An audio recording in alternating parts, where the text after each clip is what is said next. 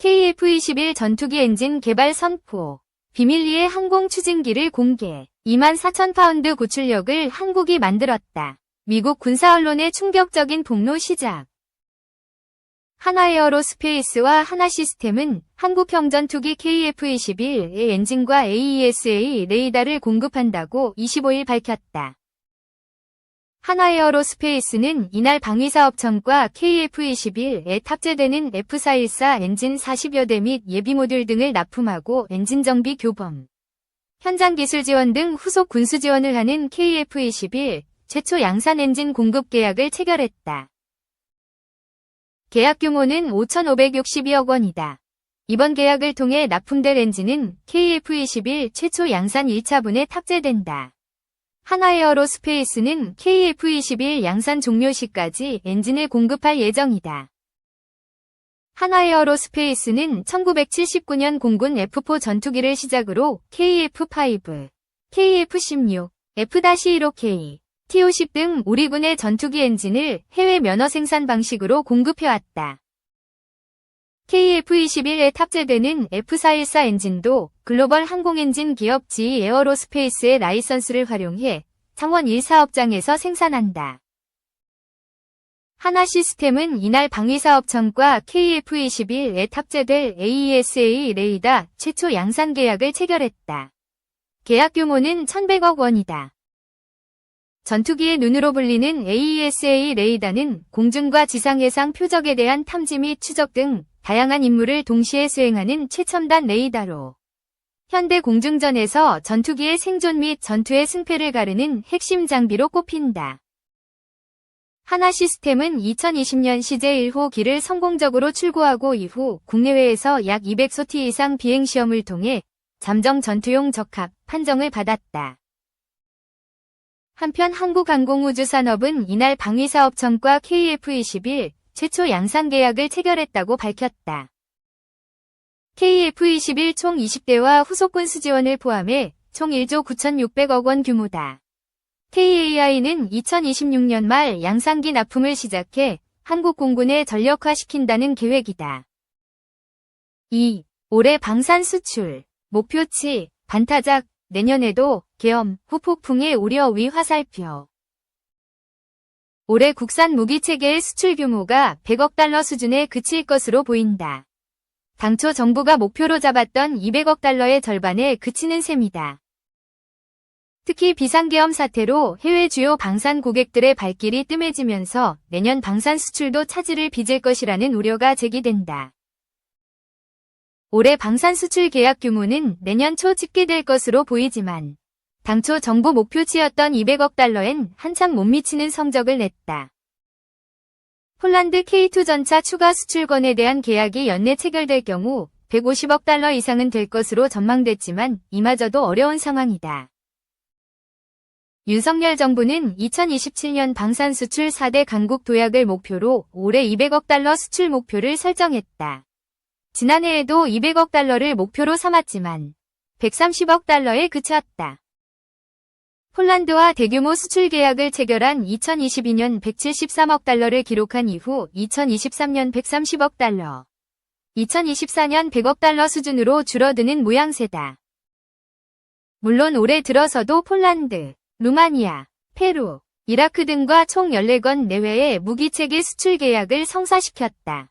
국내 조선업 최초로 미국 함정의 유지보수 정비 시장 개척에도 성공했다.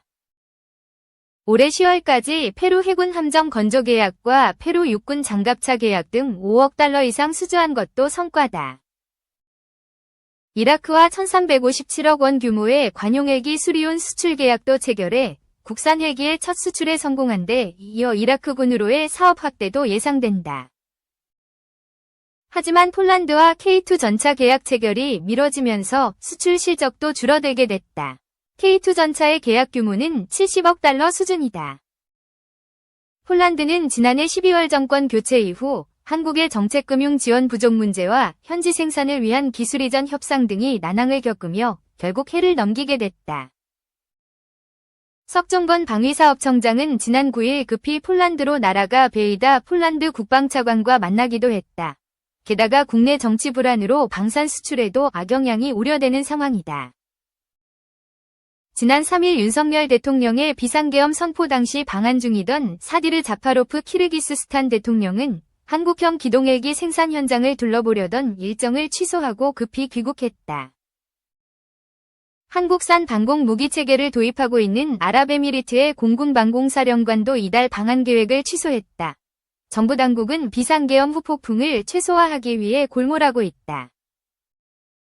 석종건 방위사업청장은 최근 방산협력이 정상적으로 추진될 것이며 국내 방산업체들의 활동도 평상시와 다름없이 진행되고 있다. 는 내용의 서한을 방산협력 주요 29개국에 발송하는 등 신뢰 유지에 안간힘이다. 방사청 관계자는 현재 계획된 방산 수출을 포함한 해외 정부와의 협력 일정은 정상 진행 중이라고 전했다. 3. 이영종의 우리가 미처 몰랐던 북한, 서울발 대남도발 유도 시나리오에 김정은 화들짝 놀랐을 듯.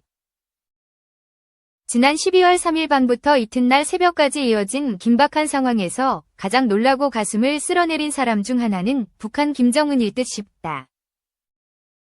아닌 밤중에 홍두깨식으로 터져나온 서울에서의 계엄 소식은 북한 지도부에게 당혹 그 자체였을 것이란 점에서다.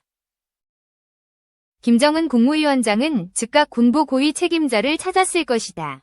혹 최전방에서 대남 총격 사태나 한국군에 빌미를 줄 도발 상황이 없었는지를 물었을 것이란 얘기다. 특이 상황이 없음을 파악한 김정은으로서는 매우 당혹스런 시간을 보내야 했을 것으로 보인다. 군사안보부문에서 최악의 충돌이나 갈등보다 더 걱정되고 공포스러운 건 사태 파악이 되지 않아 어떤 판단을 내리기 어려운 상황이기 때문이다. 평양 정권이 바짝 긴장한 정황은 김정은의 공개활동 중단에서 드러난다. 김정은 위원장은 11월 한 달 동안 군부대 방문이나 무기시험 참관, 공장 건설 현장 방문 등 10차례 정도의 외부 행사를 갖는 등 활발한 움직임을 보였다. 하지만 같은 달 29일 평양에서 안드레이 벨로우소프 러시아 국방장관을 만난 이후 중단됐다.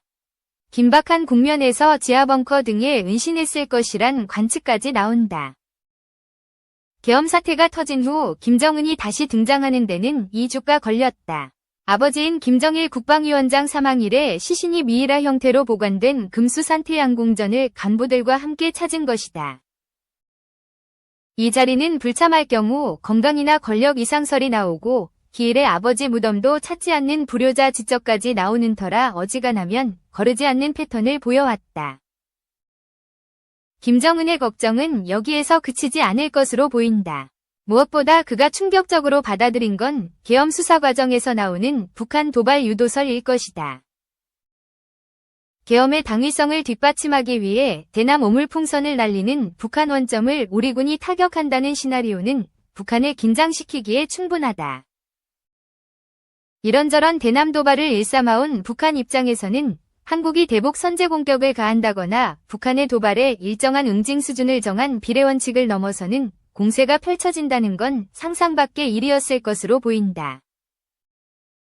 그런데 대남 풍선 살포 등의 행위에 한국군이 군사 타격으로 응징한다는 시나리오까지 한국 언론을 통해 전달되면서 북한 군부와 김정은 입장에선 예전에 없던 국면이 닥칠 수 있다는 불안감을 느꼈을 수 있다. 북한의 고민은 여기에 그치지 않았다. 한국의 계엄과 대통령 탄핵 사태를 북한 주민들에게 어떻게 전할지 그 시점이나 수위 조절에 신경을 곤두세운 것이다. 윤석열 대통령의 국회 탄핵 가결 사실을 이틀이니 지나서 12월 16일 오전 보도한 점에서도 이는 드러난다. 이는 2016년 12월 박근혜 당시 대통령에 대한 탄핵안이 국회에서 가결됐을 때 북한이 불과 4시간 만에 관련 사실을 보도한 것과 비교된다. 한국 상황에 대한 대처가 그 어느 때보다 민감하게 다뤄지고 있음을 엿볼 수 있다. 탄핵 가결이나 국민들의 시위 상황을 전하는 노동신문이나 조선중앙TV 등 관영 매체의 고민은 카메라 앵글을 어떻게 맞추느냐에 담겨 있다. 계엄과 탄핵으로 남조선은 아비규환이라고 선전선동을 펼치면서 북한 선전 매체들은 현장인 여의도의 모습을 담은 여러 장의 사진을 함께 전했다. 그런데 한결같이 높은 곳에서 아래를 향해 찍은 사진을 주변이 나오지 않게 트리밍하는 수법을 쓴 게 눈길을 끈다. 반윤. 반정부 시위의 인파가 적지 않음을 부각하는 데 집중하면서도 여의도의 높은 빌딩이나 차량 행렬은 철저하게 가리는 모습을 보인 것이다. 대북정보 관계자는 노동신문 사진 등에 등장한 건 국회의사당 앞 10층 안팎에 다소 오래전 지어진 건물들 뿐이라고 귀띔했다. 하지만 이런 정보 통제가 언제까지 먹힐지는 불투명하다. 젊은 층을 중심으로 한국의 영화 드라마와 가요를 즐기는 이른바 평양판 한류 열기가 거세다. 일부에선 벌써부터 넷플릭스 드라마 오징어 게임 2를 입수하기 위한 경쟁이 치열하다는 얘기가 들린다. 이들 청년 세대를 포함한 북한 주민들의 외부 세계에 대한 호기심이나 한국의 발전상에 대한 동경을 무작정 틀어막기는 어려울 것이란 지적이다.